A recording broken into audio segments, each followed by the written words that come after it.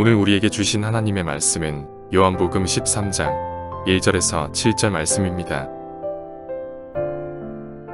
유월절 전에 예수께서 자기가 세상을 떠나 아버지께로 돌아가실 때가 이른 줄 아시고 세상에 있는 자기 사람들을 사랑하시되 끝까지 사랑하시니라.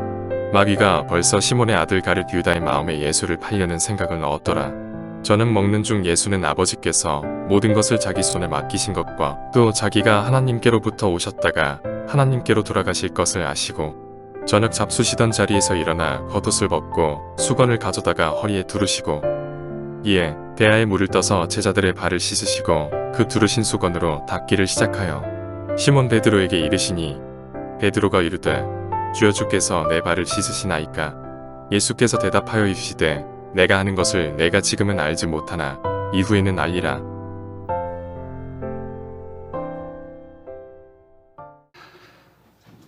예수님께서 잡히시던 날 밤입니다. 우리가 이제 지난 6개월을 하나님 앞에 감사하는 이 맥추절기에 제가 고민을 많이 했어요. 또 여러분에게 감사라고 하는 기계에 여러분을 넣어놓고 막 프레스를 가해가지고 감사를 막 짜내고 이런 고민을 하다가 그렇게 하지 말고 우리 아이들과 함께하는 이 예배 시간에 하나님께서 우리에게 6개월 동안 흘려보내신 사랑들, 내게 일어난 일들이 어떤 가치가 있었고 어떻게 우리에게 왔는지를 살펴보는 것이 오히려 함께 은혜 받겠다 하는 마음으로 오늘 이 본문을 선택했습니다. 예수님께서 잡히시는 날 밤의 이야기는 사실 슬픈 이야기들로 되게 가득해 있죠. 그런데 우리가 읽은 이 본문은 슬픈 이야기가 아니고 굉장히 우리를 감동시키는, 그리고 우리가 어떻게 살아야 하는지를 잘 보여주고 있는 신앙의 근본적인 모습을 보여주고 있어요. 자, 여러분, 오늘 이 본문을 통해서 이곳에 모인 모든 내일 군대 가는 친구부터 시작해서 용유아 그리고 우리 어르신에 이르기까지 하나님의 은혜가 충만할 수 있기를 주님의 이름으로 축복합니다. 여러분, 오늘 본문은 하나님께서 우리 주님께서 우리를 어떻게 사랑하시는지에 대한 세 가지의 관점에서 본문이 보여줄 수 있을 것 같습니다. 먼저는 여러분 13장 1절 보실까요? 이렇게 되어 있어요. 유월절 전에 예수께서 자기가 세상을 떠나 아버지께로 돌아가실 때가 이른 줄.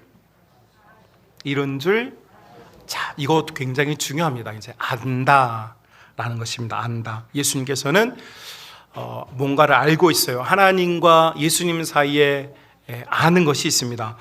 자, 그런데 예수님께서 가진 이 정보는 하나님과 자신 사이에만 존재하는 유일한 정보이고 세상 누구도 알지 못하는 정보입니다. 아무도 모르는 하나님과 예수님, 아버지와 아들만이 가지고 있는 정보이죠.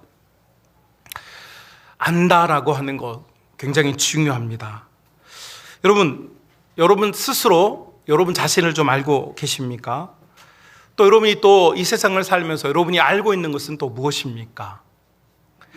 여러분, 가족들은 서로 좀 잘 아십니까? 제가 이 두 가정만 모시겠습니다. 우리 엄마하고 아이 딱 두 가정만 앞으로 좀 모셔볼게요. 김상미 집사님, 김단 어린이 나와보세요. 자, 얼른 나와보세요. 시간이 없어요. 네. 김원주 집사님 뒤에서 감사했어요. 하나님 감사합니다. 자, 우리 다니하고 나와보세요. 자, 잠깐이면 됩니다. 네. 자, 앞에 서보세요. 우리 성도들을 보고 앞에 서보세요. 제가 질문 딱 두 개만 던질 건데 같은 답이 나오면 제가 치킨을 사줄 거고요. 다른 답이 나오면 여러분이 박수를 쳐주실 겁니다. 자, 이제 제가 질문을 던질게요. 동시에 대답을 하셔야 됩니다. 자, 다니야 잘 들어봐. 자, 우리 엄마는 다니를 잘 아시죠? 자, 이제 갑니다. 자, 함께 외치는 겁니다. 짜장, 짬뽕. 하나, 둘, 셋. 같은 대답했어요? 여러분 못 들으셨죠? 나도 못 들었어요. 다니가 확신이 없네요. 다시 한번 해볼게요. 자, 피자, 치킨. 이 가정은 그 치킨에 대한 소망이 별로 없는 가정이군요. 네. 두 문제 냈는데 한 번만 더 해볼까요? 자, 세종대왕 이순신. 하나, 둘, 셋. 맞췄어요? 네, 박수. 들어가시죠. 나와준 우리 다니에게 치킨을 보내드리도록 하겠습니다. 자, 우리 두 번째 가정 모셔볼게요. 이렇게 하면 되는데 또 난 우리 가정 한번 해보고 싶다. 한결이가 손을 들었어요. 산이가 손을 들었는데요. 한결이가 먼저 손을 들었기 때문에 자, 우리 한결이는 아빠가 나오겠습니다. 자, 동시에 답을 외치면 됩니다. 저는 우리 한결이를 잘 알고 있습니다. 제가 세계관학교에서 계속 가르쳤기 때문에 잘한다는 표현을 쓰지 않겠습니다. 적당히 알고 있습니다. 자, 한번 문제를 내보겠습니다. 자, 문제 나가면 셋 안에 이제 맞추면 됩니다. 오이, 당근, 하나, 둘, 셋. 오이. 오. 한 번 더? 네. 자, 한 번 더 하겠습니다. 그러면 다윗, 다니엘, 하나, 둘, 셋. 다니엘. 같았어요? 틀렸죠. 네, 박수.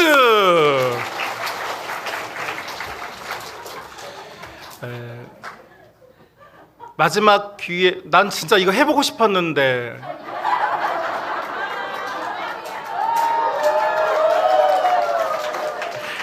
네, 산이 한번 나와보세요. 산이 엄마 어디 있습니까?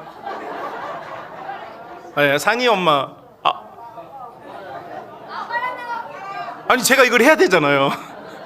제가 해야 되니까. 다른 사람이 하라고요? 그래요? 승민 쌤 나와봐요. 그러면 해요? 네.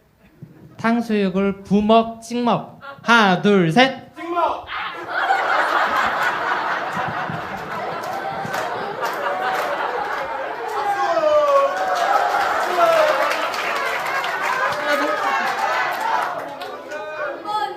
아니, 다먹이라도 다먹.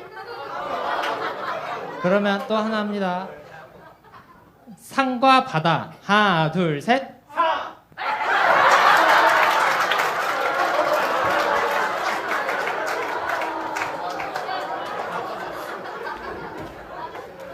이건 제가 여러분을 위해 틀려드린 거예요. 목회자 가정이 얼마나 희생을 하는지 아시겠죠? 네. 여러분, 오늘 집에 가셔서 다시 한번 물어보십시오. 저는 저희 아내와 젊었을 때 처음 결혼해가지고 부부싸움을 좀 했습니다. 저희 가정 이야기하면 그날 저녁은 제가 혼나는 날인데 오늘 집에 안 들어가겠습니다. 부부싸움을 했는데 다툰 이유는 간단했습니다. 저는 호남 사람, 저희 아내는 서울 사람. 저는 된장국을 원합니다. 호남 사람들은 국을 좋아하죠. 근데 국을 끓여달라고 그러면 국물이 없어요. 베이스는 분명히 그 된장 베이스가 맞는데 국물이 없어요. 그러면 여러분, 국인데 국물이 없으면 어떻게 돼요?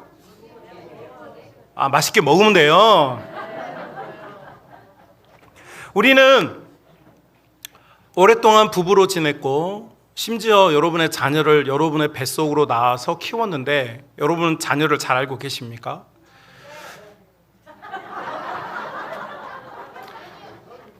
저희 어머니가 저 서울에서 목회할 때 저희 어머니가 이렇게 휴가 때서 만났는데 저희 어머니가 한번 그런 말씀 하시더라고요. 나는 우리 이 목사님 속을 모르겠다.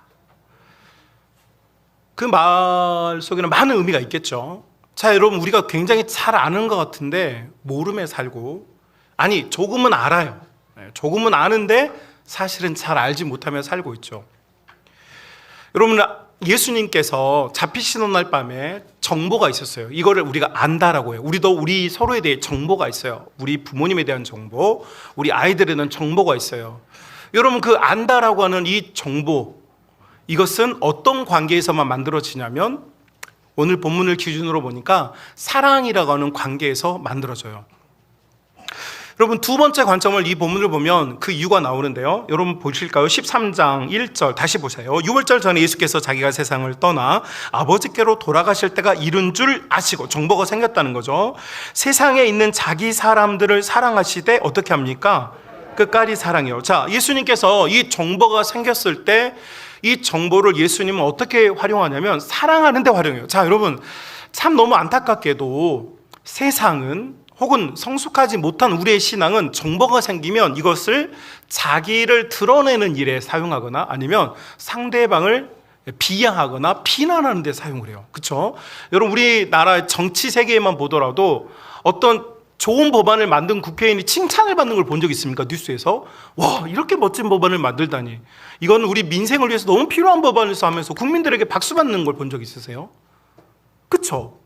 여러분 우리나라 정치 민주화되고 여러분 이렇게 된 지 한참 됐는데도 뉴스나 우리가 듣는 소식들은 누가 잘못했대, 누가 무슨 비리를 가졌대, 이런 이야기만 듣죠. 그 정보가 어떻게 됩니까? 상대방을 비하하고 비난하고 깎아내리는 데 사용되고 있는 걸 볼 수 있어요. 자, 그런데 예수님께서는 어떻게 하셨느냐? 자기 안에, 예수님 안에 정보가 생겼을 때 이 정보가 어디로 활용이 되냐면 바로 사랑이라는 관점으로 활용이 된다라고 하는 점이에요. 그래서 예수님께서는 그 정보가 생겼을 때 자기 사람들을 사랑하셨다. 그런데 어떻게 사랑하셨느냐? 끝까지 사랑하셨다. 자, 여러분 여기서 끝까지 사랑하셨다는 건 뭐냐면 자기가 가졌던 정보가 변형되거나 변경되거나 오염되지 않고 끝까지 처음에 있었던 그 정보에 대한 해석적 능력, 그러니까 이것을 사랑으로 받아들였던 능력이 변하지 않고 끝까지 이 사랑하는 마음이 흔들리지 않았다는 거예요. 여러분 사람은 서로에게 실망해요. 맞죠? 서로에게 실망하잖아요. 서로에게 내가 발견하기 싫었던 것들도 발견하게 되면서 우리의 마음은 자꾸 흔들리거나 혹은 변색되거나 변질돼요.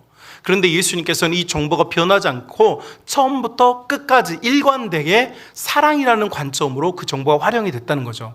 여러분 예수님께서 끝까지 사랑하셨다는 말이 굉장히 멋진 말이지만 오늘 본문에서 사용된 이 끝까지 사랑하셨다는 말은 다른 것이 아니라 예수님이 처음 그 사랑했던 그 사랑의 관점이 바뀌지 않았다는 거예요. 자, 여러분 제가 여기서 여러분에게 질문 하나 드릴게요. 여러분의 자녀들이 예뻐 보일 때도 있고 미워 보일 때도 있어요, 없어요? 자, 어린이 여러분께 묻겠습니다. 여러분의 엄마 아빠가 좋을 때도 있고 싫을 때도 있어요, 없어요? 네. 한결아, 네가 그렇게 너무 크게 하면 좀 그렇잖아. 소중아, 넌 변함없이 엄마 아빠를 사랑하지? 끄덕이는 거 봐. 아침에 나오면서 정신교육을 제대로 받으셨군요. 여러분 우리는 굉장히 사랑하고 굉장히 아끼는데도 자꾸 변해요. 자꾸 움직여요. 그런데 예수님께서는 이 사랑의 마음이 변하지가 않았대요. 변하지 않게 예수님께서 우리를 지금도 사랑하고 계신 줄로 믿습니다. 지난 6개월을 돌아보니까 내가 실수할 때도 있었고 하나님 앞에 죄를 지을 때도 있었고 내가 넘어질 때도 있었고 흔들릴 때도 있었어요. 그런데 예수님께서 나를 바라보시는 관점은 변함이 있다 없다? 변함이 없다. 그분은 변함이 없으세요. 변함없이 나를 사랑하시는 우리 예수님의 사랑을 닮아서 우리도 변함없이 사랑할 수 있는 은혜가 여러분 가운데 있기를 주님의 이름으로 축복합니다. 세 번째는 그렇다면 이 사랑이 변하지 않고 찾아왔는데 어떻게 사랑하셨는가? 이게 이제 오늘 우리가 나누려고 하는 핵심이에요. 어떻게 사랑하셨는가? 여러분 다 우리가 사랑하는 마음이 있는데 이 우리의 사랑의 방법론이 조금씩 다 달라요. 그죠? 방법론이 조금씩 달라서 거기에 트러블이 생겨요. 아내가 남편을 사랑하는 방법 중에 하나는 좋은 걸 많이 먹이는 거예요. 맞죠? 그래서 뭘 갈아 먹이고 뭘 끓여 먹이고 뭘 자꾸 이렇게 캐다 먹이고 산에 가서 따다 먹이고 뭘 자꾸 먹여요. 맞죠? 자, 근데 남편들은 먹는 게 사랑입니까? 아니죠. 쉬게 내버려 두는 것. 좀 나를 좀 가만히 두는 것. 내가 TV 보고 싶을 때 TV를 켜는 것. 내가 잠들고 싶을 때 잠을 자는 것. 오늘 내가 짜장면을 먹고 싶으면 짜장면을 먹을 수 있는 이게 자유가 사랑이거든요. 아멘. 누굽니까? 그러니까 여러분 남편들이 원하는 사랑은 자유예요. 여성들이 원하는 사랑은 자기가 뭔가를 만들어서 제공하는 거죠. 이게 엄마들의 마음이에요. 엄마들은 자신의 몸에서 모유를 만들어서 아이들에게 제공을 했기 때문에 이게 DNA가 있어요. 몸 안에. 그래서 남편들도 자기가 뭔가를 자꾸 끓이고 만들고 캐내고 다지고 지지고 볶아서 먹이려고 하는 DNA가 있는 거죠.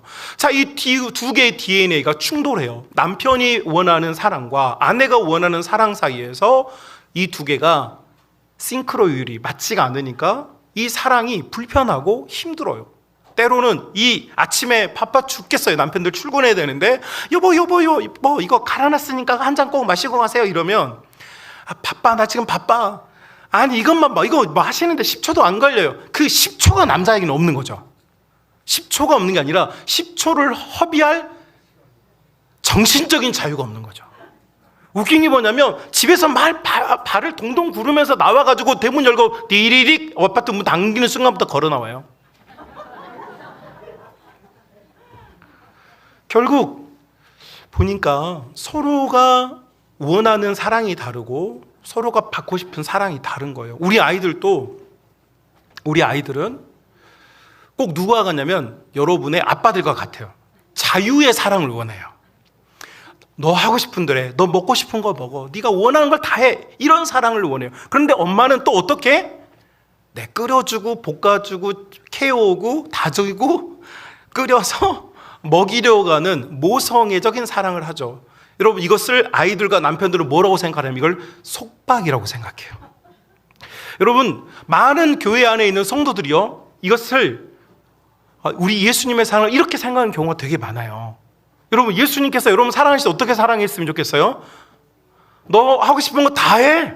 난 네가 하는 건 다 잘해주게 해주고 싶어. 너 운동해? 세계 탑 클래스가 되어줄게. 공부해? 하버드 보내줄게. 돈이 필요해? 한국은행 너 가져. 이렇게 막 자유롭게 내가 원하는 대로 막 이렇게 하고 싶은 우리 안에 욕구가 있어요, 없어요? 그런데 예수님께서 주시려고 하는 사랑은 어떤 사랑인 것 같아요? 성경에 보니까 넌 이걸 이렇게 해. 넌 이건 하지 마라. 넌 이렇게 하면 해야만 해. 넌 이건 하지 말아라. 그쵸? 그러니까 예수님이 주시려고 하는 사랑은 자신의 피를 짜내서 우리에게 먹였기 때문에 모성애적인 사랑이고, 우리가 받고 싶은 사랑은 자유를 원하는 사랑이죠. 그래서 이 두 개의 사랑이 서로 엇갈리는 것 같아요. 자, 그러면 우리가 이제 답을 찾아야 돼요. 내가 원하는 사랑, 내가 받고 싶은 사랑이 있는데 예수님은 나를 어떻게 사랑하셨는가? 여러분, 누구의 사랑이 옳은 사랑이겠어요? 예수님의 사랑이 옳은 방식이겠어요? 나의 사랑이 옳은 방식이겠어요? 자, 우리의 기준은 오직 예수님 뿐인 줄로 믿습니다. 자, 우리가 예수님의 기준을 알고 거기에 맞춰야 되는데 예수님이 어떻게 해주셨느냐, 어떻게 사랑하셨느냐. 여러분, 그날 밤에 있었던 이야기를 간략하게 정리해보면 이겁니다. 예수님께서 내가 이제 곧 내 사랑하는 사람들을 떠나야 돼. 근데 이 사랑하는 사람들을 어떻게 하면 내가 이들을 지켜줄 수 있을까? 그렇죠? 내가 이들을 어떻게 보호해 줄 수 있을까? 내가 이들을 어떻게 하면 사랑할 수 있을까라고 하셨던 예수님께서 4절에 보니까 저녁을 잡수시던 자리에서 일어나서 겉옷을 벗고 수건을 가져다가 허리에 두르고 5절 보니까 대야에 물을 떠서 제자들의 발을 씻겨 주는 거예요. 여러분, 제자들의 발을 씻겨왔다는 것은 원래 중동 근동 지역에서 손님이 오면 가장, 이 종들 중에서도 가장 비천한 종이 손님에 맞아서 손님의 발을 씻겨줍니다. 여러분, 이제 사막지대다 보니까 발이 쉽게 오염되잖아요. 그리고 사막지대를 계속 걸었기 때문에 얼마나 발이 피곤하겠어요. 그래서 그 발을 씻겨주는 역할을 하는 게 누구냐? 그 집의 가장 천한 종이에요. 그런데 예수님께서 뭘 하셨느냐? 내가 너희들을 얼마나 사랑하는지, 내가 너희를 어떻게 사랑하는지, 내가 너희를 어떻게 끝까지 사랑하고 싶은지 그걸 보여주기 위해서 예수님께서 제자들에게 앉혀놓고 귀에서 피가 나올 때까지 막 정신교육을 시키고, 회초리를 가져다가 자, 하나를 부러뜨려봐. 쉽게 부러지지? 3개를 부러뜨려봐. 안 부러지지? 그러니까 너희는 함께 뭉쳐야 있어. 이런 이야기 하지 않으셨다는 거예요. 예수님께서 하셨던 건 그저 제자들의 발을 씻겨 주셨어요. 제자들의 발을 씻겼다는 게 뭡니까? 나는 너희를 사랑하는데 어떻게 사랑하는 거예요? 나는 너희를 종처럼 사랑한다. 나는 가장 낮고 천한 존재로서 너를 높이 평가하면서 내가 너를 사랑한다는 거죠. 저도 사춘기 아이들을 키우고 있습니다. 1호, 2호, 3호, 이미 사춘기의 끝판왕에 와 있는 1호와 중간 정도 와 있는 2호, 그리고 이제 초입에 들어서서 내가 사춘기인가 삼춘기인가 고민하고 있는 3호에 이르기까지 이 세 아이를 키우면서 저의 마음속에 항상 와닿는 가장 큰 고통은 뭐냐면, 이 아이들이 너무 소중하고 너무 예쁘고 너무 가치 있고 저한테 너무너무 소중한 존재들인데, 문제는 이 소중한 존재들을 내가 낮고 천한 존재로서 섬기려고 하는 마음이 잘 안 드는 거예요. 난 아빠야. 내가 너희를 낳았어. 제가 자주 하는 말이에요. 내가 너희를 낳았어. 내가 너희를 낳았으니까 너희는 나의 말을 어떻게 줘야 돼? 들어야 돼. 들어줘야만 해. 그건 너희의 의무야. 이게 있어요. 예수님처럼 넌 높은 존재고 난 너의 가장 천한, 너 앞에서 나는 천한 종처럼 나는 너를 섬길 거야. 너를 사랑할 거라는 마음이 안 드는 거죠. 여러분, 내가 낳은 내 자녀에게도 그런 마음이 안 드는데 다른 사람에게 그런 마음이 들겠어요? 불가능하지 않겠어요? 자, 그런데 예수님께서 이렇게 하셨다는 거죠. 나의 모습, 나의 연약함. 여러분, 우리가 우리 자녀들을 보면 미숙하잖아요. 내가 화를 나게 만들잖아요. 그들이 하는 말을 듣고 있으면 너무너무 분노하잖아요. 감사여도 없고 불평과 불만만 있는 이 존재들, 이 어린 존재, 이 무용한 존재들. 그렇다고 그래서 우리 가정에 보탬이 1도 안 되는 이런 존재들이 늘 요구만 하고 자기의 자유만을 외치고 있어요. 꼭 누구 모습 같아요? 우리 모습 같죠. 우리는 하나님 나라에 1도 도움이 잘 안 돼요. 그냥 나는 하나님의 자녀일 뿐이지 그분을 위해서 목숨을 걸고 복음을 전도하고 목숨을 걸고 전도를 하고 목숨을 걸고 우리가 기도를 하고 막 이렇지 않잖아요. 그냥 막 내 하고 싶은 거 다 사는 거죠. 그러면서 우리가 자녀예요. 그런데 이런 어리숙하고 미숙한 자녀를 우리 예수님이 어떻게 하셨느냐? 네가 이 세상에서 가장 높은 존재야라고 여기면서 발을 씻겨주셨다는 거예요. 여러분, 베드로가 거절했어요. 예수님 아니에요. 예수님은 저보다 높은 분이에요. 제가 예수님의 발을 씻겨야죠 라고 여러분 6절에서 베드로가 말해요. 제가 예수님 발을 씻겨야죠. 예수님 왜 저를 씻깁니까? 이때 예수님께서 이렇게 말씀하세요. 7절 볼까요? 예수께서 대답하여 이르시되 내가 하는 것을 네가 지금은 알지 못하나 이후에는 알리라. 여러분, 한국어 성경에는 지금은 모르지만 이후에는 알리라 되어 있지만 헬라어 원문에는 지금은 모르겠지만 마침내 알게 되리라 이렇게 되어 있어요. 마침내 알게 되리라. 예수님께서는 지금 내 모습을 사랑하는 게 아니에요. 마침내 완성될 그 모습을 바라보시면서 사랑하고 계세요. 할렐루야. 그렇다면 우리도 지금의 이 모습이 아니라 장차 주님 앞에 만나게 될 그 영광의 모습, 그 모습을 바라보면서 기대하면서 내가 당신을 높은 자로 여기고 내가 가장 낮고 천한 자로서 당신을 섬기겠습니다라고 하는 여러분 사랑의 고백이 우리 가운데 있어야 될 줄로 믿습니다. 저는 우리 성만 공동체가요, 예수님께서 우리를 얼마나 사랑하셨는지를 분명하게 깨닫고 이 사랑이 우리 삶에 녹아졌으면 너무너무 좋겠어요. 그래서 우리의 마음속에 근원적으로 우리의 마음이 불편하고 힘든데도 견뎌내는 신앙 말고, 여러분 이건요 너무너무 괴로워요. 막 견뎌내는 신앙 말고 내 속에 근원이 바뀌어가지고 사랑하고 싶고 사랑해주시고 사랑의 역사 속에 살 수 있는 하나님의 자녀들이 돼야 될 줄로 믿습니다. 그러니까 사랑하기 위해 노력하지 말고 사랑하는 존재로서 우리가 거듭납시다. 예수님께서 아무것도 아닌 나를 위해서 그렇게 해주셨던 것처럼 우리도, 여러분 우리에겐 능력이 없어요. 우리가 부르신 예수님 속에 있기 때문에 우리가 그 은혜와 사랑 우리가 받게 되었어요. 그러니까요, 우리는 노력하는 자가 되지 말고요, 우리가 완전히 그분의 사랑 속에 들어가서 완전히 그의 영혼의 자유와 기쁨과 충만함 속에, 그래서 사도 바울이 그런 표현을 하잖아요. 그 넓이와 깊이와 그 광대함을 난 도무지 다 말할 수가 없다. 난 다 말할 수가 없다. 사랑 우리 믿음의 가족 여러분, 우리는 마침내 우리 하나님 앞에서 함께 얼굴을 맞이하게 될 천국 동지들이고 천국 가족인 줄로 믿습니다.